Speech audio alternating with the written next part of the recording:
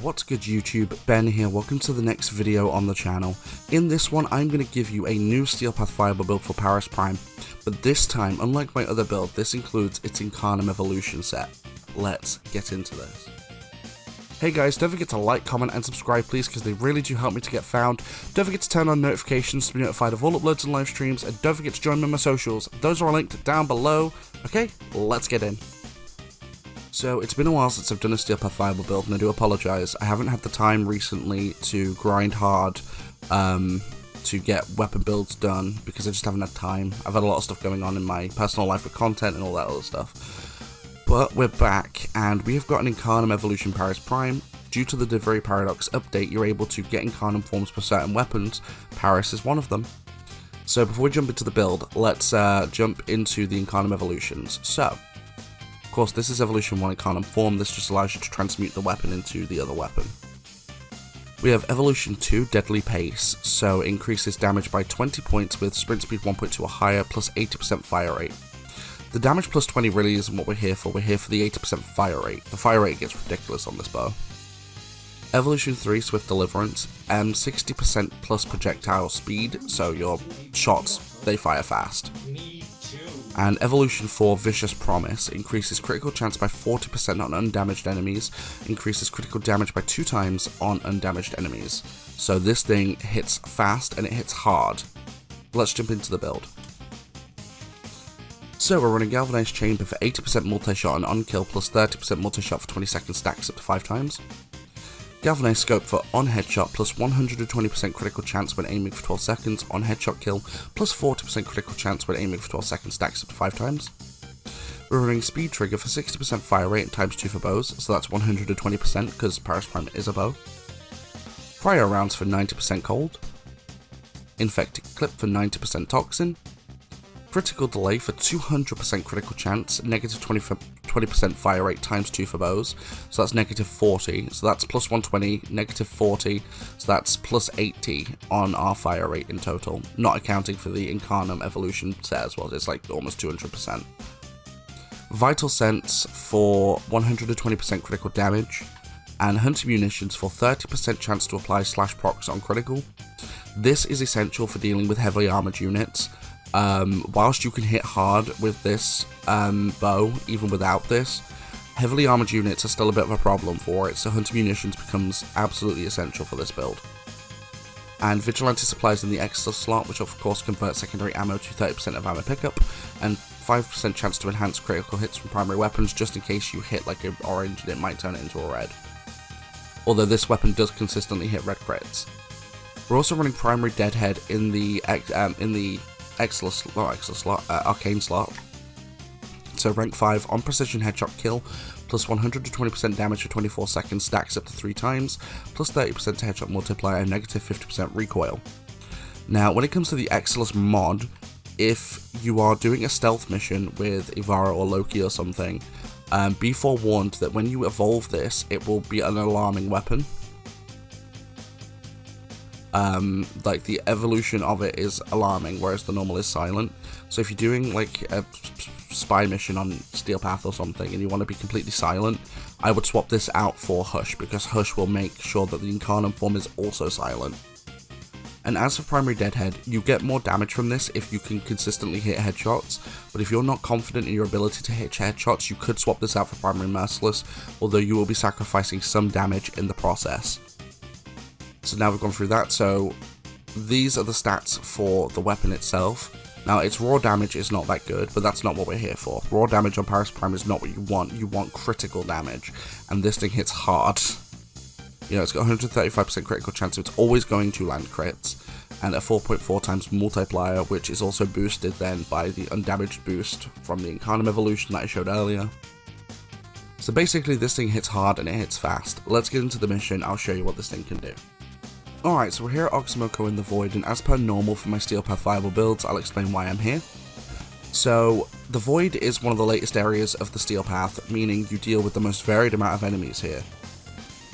Plus they're really high level, not to mention they are the Corrupted, meaning they have enemies of all types, enemies with just health, enemies with health and shields, and enemies with high armor, giving you a varied example of what this weapon can actually do whilst we're here.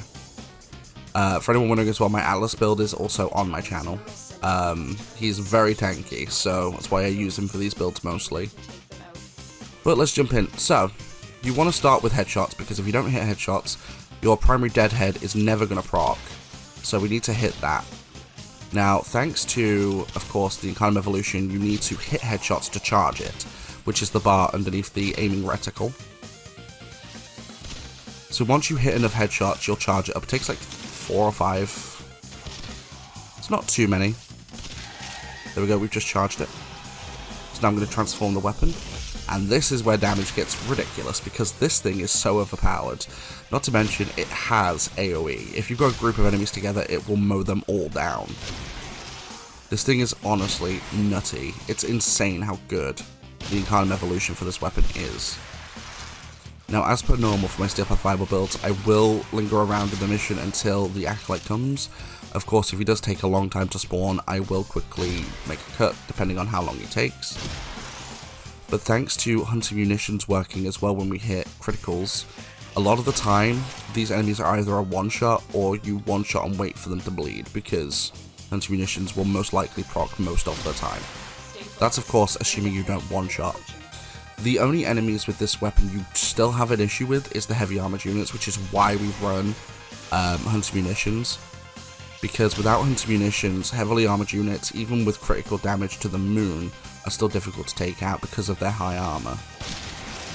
So that's why Hunter Munitions takes effect here, because Hunter Munitions doesn't care about armor. It will bleed an enemy out regardless of its armor. Hence why we also run Viral, because Viral and Hunter Munitions work hand in hand. So because they work hand in hand, they're fantastic to run together. And thanks to Hunter Munitions and Viral, you wouldn't need to run like Corrosive or Heat to remove armor, because of the bleed out effect of Hunter Munitions, not to mention you hit pretty hard with this thing anyway, so it wouldn't be... it's not a problem. But like I said, if you're not confident with getting headshots, I would recommend swapping out for Primary Merciless, purely because of just consistent bonus damage. If you aren't comfortable with the headshots, of course. If you're more than comfortable with it, then go ahead, use Deadhead like I am, because Deadhead will give you a ridiculous amount of damage. But ideally, if you're not confident with getting headshots, you should probably learn, because certain weapons like Paris Prime are a lot better when you can hit headshots. It would be the same thing for like a sniper rifle like Vectis Prime or Rubico or something. Hell, even Snipetron would benefit from it, so... if you are a newer player, which I guess if you're new to Steel Path, I would highly recommend. Oh, another Argon Crystal. In my testing today, I've gotten like 8 of those. Or I've gotten one every mission. I don't even have a booster on or anything. I love how the game gives them to me when I don't need them. But yeah, I do apologize about the lack of content recently, Warframe-wise. Like I said at the start of the video, I've just been really busy recently, and this game takes a lot of time in order to farm the necessary things for you to, you know, get your builds off the ground, especially for the Steel Path. So I do apologize about that. Because the thing is, when, you know, say for example when I'm building a weapon, I will go through several builds before I find one I actually like. Just wait for the Acolyte to spawn, come on. If it doesn't spawn in the next 30 seconds, I will make a cut, because I don't want you guys to hear me ramble for the entire video. It's why I've not activated the Incarnon form, because I want to use it and make sure I've got it for the Acolyte. But for anyone wondering, the Incarnon boosts don't just affect when you're in Incarnon form, they affect naturally. So the bonus critical chance of critical damage on undamaged enemies will apply even when you're not in Incarnon form. So because of that, this thing is monstrous with its crits now. I would actually argue that this, now with Incarnon, is one of the strongest bows in the game. There we go. No cut necessary, which is very nice. Here we got Malice. Alright, I'm going to move back a bit. activate Incarnon. So let's go ahead and start melting him away, and as you can see, taking care of acolytes with this thing is no longer a problem. He's gone. Hunter Munitions kicks in hard. That's one of the reasons why you do run it, because of the acolyte and, you know, making sure that you can actually get enough damage off. Like, raw damage wise, this thing is great on him anyway, but the Hunter Munitions do help, so that's why we run it. Him and any other heavily armored units for that matter. But yeah, let me know what you thought about this weapon build in the comments down below. Don't forget to like, comment, and subscribe, please, because we're trying to get to 1,000 subscribers by the end of 2023. You guys have really been smashing it recently. I do appreciate it. Don't forget to turn on the notification bell to be notified of all uploads on live streams. I do upload daily, and I've recently made a change to the way I'm streaming. Certain streams will be on Twitch, certain streams will be on YouTube. So don't forget to follow on both platforms, of course, and turn notifications on both to be notified when I go live, although I do announce it on my community tab here as well. And don't forget to join me on my socials, those are all linked down below. Links to stuff like Twitch, Twitter, Discord.